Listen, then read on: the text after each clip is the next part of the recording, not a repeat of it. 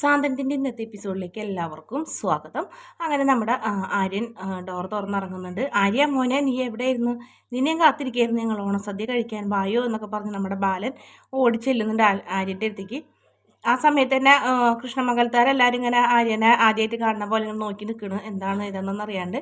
നീ എവിടെയായിരുന്നടാ, നീ ഒറ്റയ്ക്ക് ഈ ടാക്സി പിടിച്ച് വന്നോ എന്നൊക്കെ നമ്മുടെ ആകാശ് ചോദിക്കുന്നുണ്ട്. ഞാൻ ഒറ്റയ്ക്കല്ല, ഞാൻ വേറൊരാൾ കൂടി ഉണ്ടെന്ന് പറയുമ്പോൾ കൂടെ വേറെ ആരും എന്നൊക്കെ ചോദിക്കും. ആ സമയത്ത് നമ്മുടെ ആര്യൻ ഡോറ് തുറക്കുമ്പോൾ മിത്ര ഇറങ്ങി വരുന്നത്. മിത്രനെ കാണുമ്പോൾ തന്നെ മിത്രയുടെ അമ്മ, ദേ അമ്മേ, അനന്തേട്ട നമ്മുടെ മിത്രനെ കണ്ടുപിടിച്ച് കൊണ്ടുവന്നിട്ടുണ്ട് ആര്യൻ എന്ന് പറഞ്ഞപ്പോൾ കൃഷ്ണമംഗലത്തുള്ളവരെല്ലാവരും ഓടി അങ്ങോട്ട് ചെല്ലുന്നുണ്ട്. മോളെ, നീ എവിടെയായിരുന്നു? നീ എന്തിനാ ഞങ്ങളിങ്ങനെ തീറ്റിച്ച്, നീ എവിടേക്കാണ് പോയത്? നിനക്ക് എന്താ പറ്റിയ? അമ്മയ്ക്ക് എല്ലാം അറിയണം എന്നൊക്കെ പറഞ്ഞ് അമ്മ ഇങ്ങനെ വിഷമത്തോടെ ഇങ്ങനെ കരഞ്ഞുകൊണ്ടൊക്കെ ചോദിക്കുന്നുണ്ട്. മിത്രയാണെങ്കിൽ അക്ഷരം മിണ്ടുന്നില്ല, ഇങ്ങനെ നോക്കി നിൽക്കുകയാണ്. ആ സമയത്ത് തന്നെ ആനന്ദും എല്ലാവരും മൊത്തത്തിൽ രണ്ട് വീട്ടുകാരും ഫുള്ള് ഇങ്ങനെ വട്ടം കൂടി നിൽക്കുന്നുണ്ട്. കൃഷ്ണമംഗലത്താർ മാത്രം ഓരോന്ന് ചോദിക്കുന്നുള്ളൂ. ആ സമയത്തിന് പെട്ടെന്ന് തന്നെ നമ്മുടെ മിത്രയുടെ കഴുത്തിൽ താലി കാണുന്നത്. താലി കാണുമ്പോൾ ദേ താലിയോ ആനന്ദേട്ടാ, ദേ ഇവളുടെ കഴുത്തിൽ താലി എന്നൊക്കെ പറഞ്ഞപ്പോൾ അച്ഛനും ചെറിയച്ഛനും അവരുടെ അടുത്തേക്ക് കയറി വരും. നീ എവിടെയായിരുന്നു, എന്താ പറ്റിയത്, എന്താ സംഭവിച്ചതെന്നൊക്കെ ചോദിച്ച് ഇങ്ങനെ വീണ്ടും വീണ്ടും പറയുമ്പോൾ ആര്യം പറയും, മിത്രയുടെ എൻ്റെ വിവാഹം കഴിഞ്ഞെന്ന് പറയും. അത് കേൾക്കുമ്പോൾ ആദ്യം തന്നെ ബാലനെ കാണിക്കുന്നത്. ബാലൻ ഇങ്ങനെ ആകെ തകർന്ന പോലെ നിൽക്കുന്ന ഷോക്കായിട്ട്. മീനാക്ഷിയും അതുപോലെ തന്നെ കോമതി അവിടെ വീടിൻ്റെ ഫ്രണ്ടിൻ്റെ ആ ഭാഗത്ത് തന്നെ നിൽക്കുള്ളൂ, പുറത്തേക്കൊന്നും ഇറങ്ങി വരില്ല. അത് കേട്ടോടുകൂടി തന്നെ കൃഷ്ണമംഗലത്താർക്ക് എല്ലാവർക്കും ഒരു അടി കിട്ടിയ പോലെ ആയി. മുത്തശ്ശിക്ക് മാത്രം ഒരു സന്തോഷമായി. അച്ഛമ്മയുടെ മുഖം ഇങ്ങനെ നന്നായിട്ട് ഇളങ്ങുന്നുണ്ട്. കാരണം ആര്യനല്ലേ കല്യാണം കഴിച്ചെന്നുള്ളൊരു ഇഷ്ടം ഉണ്ട് അച്ഛമ്മയുടെ മുഖത്ത്. ബാക്കി എല്ലാവരും ഇങ്ങനെ ഞെട്ടി നിൽക്കുന്നുണ്ട്. അപ്പം ഇല്ല, അങ്ങനെയൊന്നും സംഭവിക്കില്ല, നീ നുണ പറയുന്നതാണെന്ന് പറഞ്ഞ് അലോക് ആര്യനെ തല്ലാൻ പോകുമ്പോൾ ഇപ്പം നീ തല്ലണ ഞാൻ കൊള്ളും, കാരണം നീ എൻ്റെ ഭാര്യയുടെ ആങ്ങളേരി, നീ എൻ്റെ അളിയനാണ്, അതുകൊണ്ട് ഞാൻ നിൻ്റെ തല്ല് ഞാൻ കൊള്ളും, മതിയടാ നീ പ്രസംഗിച്ചതെന്ന് പറഞ്ഞ് അച്യുതനും അവൻ്റെ മേത്തേക്ക് ചാടി വീഴുന്നുണ്ട്. എന്തായാലും തല്ലാനൊന്നും സംഭവിക്കുന്നില്ല. എല്ലാവരും കൂടെ അങ്ങോട്ടും ഇങ്ങോട്ടൊക്കെ തടഞ്ഞ് മാറ്റിയൊക്കെ നിർത്തുന്നുണ്ട്. പിന്നീട് ഞങ്ങൾ വർഷങ്ങളായിട്ട് സ്നേഹത്തിലായിരുന്നു, അതുകൊണ്ടാണ് ഞങ്ങൾ ഇങ്ങനെ ചെയ്യേണ്ടി വന്നത്.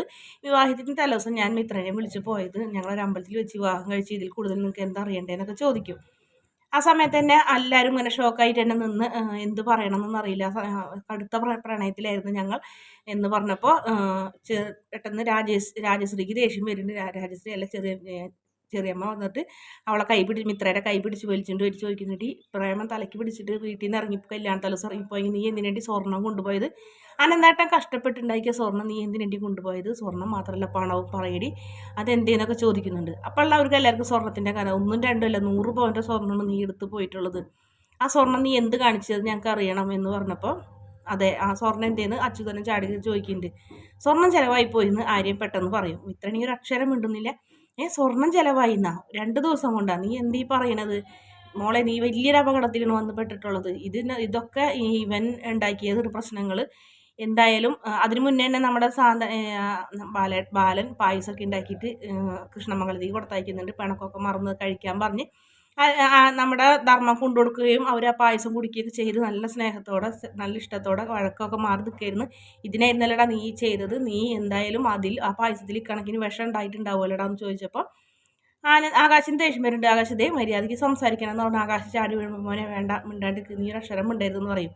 കണ്ടാ, ഇതൊക്കെ ഇവൻ്റെ അഭിനയമാണ്. ഈ സ്വർണ്ണം എടുത്തതും ഇവൻ തന്നെയാണ്. ഇവൻ്റെ മോനെ കൊണ്ട് അടുത്ത വീട്ടിലെ പെൺകുട്ടിയെ പ്രണയിച്ച് കല്യാണം കഴിപ്പിച്ച്, നാണില്ലല്ലടാ നിനക്ക് ഇങ്ങനെയൊക്കെ ചെയ്യിക്കാൻ, ഞങ്ങളോട് ഇങ്ങനെ ഇത്രയ്ക്ക് ശത്രുത കാണിക്കാൻ വേണ്ടിയിട്ട് എന്നൊക്കെ ചോദിച്ചപ്പോൾ ആര്യം പറയുന്നത്, നിങ്ങൾ ആവശ്യമില്ലാത്ത കാര്യങ്ങളൊന്നും സംസാരിക്കേണ്ട. പ്രണയം ഞങ്ങളല്ലല്ലോ ഈ ലോകത്ത് ആദ്യമായിട്ട് ഉണ്ടാക്കിയത്. ഞങ്ങൾ മാത്രമല്ല, ഈ വീട്ടിലെ മറ്റുള്ളവരും പ്രണയിച്ച് വിവാഹം കഴിച്ചാണ്. അതേക്കുറിച്ചൊന്നും ഞാൻ പറയുന്നില്ല. നിങ്ങൾ എൻ്റെ അച്ഛനെ അമ്മനെ തെറ്റിക്കാൻ നോക്കിയിട്ട് നടന്നു, അതുപോലെ തന്നെയാണ് എന്നെ മിത്രനെ നിങ്ങൾ തെറ്റിക്കാനൊന്നും നോക്കണ്ടെന്നൊക്കെ പറഞ്ഞ് ആര്യൻ ഇങ്ങനെ വഴക്കന്നെ ഉണ്ടായിക്കൊണ്ടിരിക്കുന്നു. അതേസമയം തന്നെ ആനന്ദവർമ്മ വന്നിട്ട് പറയുന്നുണ്ട്, മോളെ പറ്റിയത് പറ്റി, എന്തായാലും നിനക്കൊരു ചതി പറ്റി, നീ വലിയൊരു ചതിയിലേക്ക് വീഴണ്ട. നീ ഞങ്ങളെ ചതിച്ചു, പക്ഷെ ഞങ്ങൾ നിന്നോട് ക്ഷമിക്കാൻ തയ്യാറാണ്. നീ കൂടുതൽ അപകടത്തിലാവുന്നേക്കാൾ മുന്നേ നീ ഈ താലി അവൻ്റെ മുന്നിൽ വലിച്ചെറിഞ്ഞ് കൊടുത്തിട്ട് നീ വായു, നിന്നെ ഞങ്ങൾ സ്വീകരിക്കാം, പഴയ മിത്രമായി തന്നെ സ്വീകരിക്കാമെന്ന് പറയും. അങ്ങനെ കേൾക്കുമ്പോൾ നമ്മുടെ മിത്ര ഇങ്ങനെ അച്ഛനെ നോക്കി ഇങ്ങനെ കണ്ണീരോടെ നിൽക്കുക. അച്ഛ എന്ന് പറഞ്ഞപ്പോൾ ആ സമയത്ത് തന്നെ പെട്ടെന്ന് മിത്ര ഒരു മിനിറ്റ് എനിക്ക് സംസാരിക്കാനുണ്ടെന്ന് പറഞ്ഞ് ആരും വിളിച്ചിട്ടുണ്ടാവും. അമ്മ ഇങ്ങനെയൊന്നും വിചാരിച്ചിട്ടുണ്ടാവില്ല, നിന്നെ ഇവർ സ്വീകരിക്കില്ല എന്ന് വിചാരിച്ചിട്ടാണ് അമ്മ എന്നെ കൊണ്ട് നിന്നെ വിവാഹം കഴിപ്പിച്ചത്. നീ എന്തായാലും ഒന്നും ആലോചിക്കേണ്ട, താലി പൊട്ടിച്ചെറിഞ്ഞ് നീ പൊക്കോ, നീ രക്ഷപ്പെട്ടോ, നീ രക്ഷപ്പെടും, ഞാൻ രക്ഷപ്പെടും, എന്തായാലും നമുക്ക് രണ്ടുപേർക്കും പരസ്പരം ഒന്നുമില്ലല്ലോ, അപ്പോൾ അതുകൊണ്ട് നീ പൊക്കോളാൻ പറയും. അങ്ങനെ മിത്ര സത്യം പറഞ്ഞിട്ടുണ്ടെങ്കിൽ ആ കൈ ഒന്ന് ആ താലിമേലേക്ക് ഇങ്ങനെ പിടിക്കുന്നുണ്ട്. പിടിച്ചിങ്ങനെ നോക്കുമ്പോൾ പെട്ടെന്ന് തന്നെ പഴയ കാര്യങ്ങളൊക്കെ ഓർക്കുന്നുണ്ട്. ഗുരുവായൂർ അമ്പലത്തിൽ വെച്ചുള്ള കല്യാണവും കാര്യങ്ങളൊക്കെ ഓർത്തപ്പോൾ മിത്രയ്ക്ക് അത് പൊട്ടിക്കാൻ തോന്നുന്നില്ല. അങ്ങനെ മിത്ര പറയുന്നത് ഞാൻ എന്തായാലും അത് പൊട്ടിക്കുന്നില്ല, അത് കെട്ടിയ ആൾ തന്നെ അഴിച്ച് പൊട്ടിച്ച് മതി എന്ന് പറഞ്ഞപ്പോൾ ആര്യൻ ഒരു കുലുക്കവും ഇല്ലാതെ ആ താലിമേലേക്ക് പിടിക്കുന്നുണ്ട്.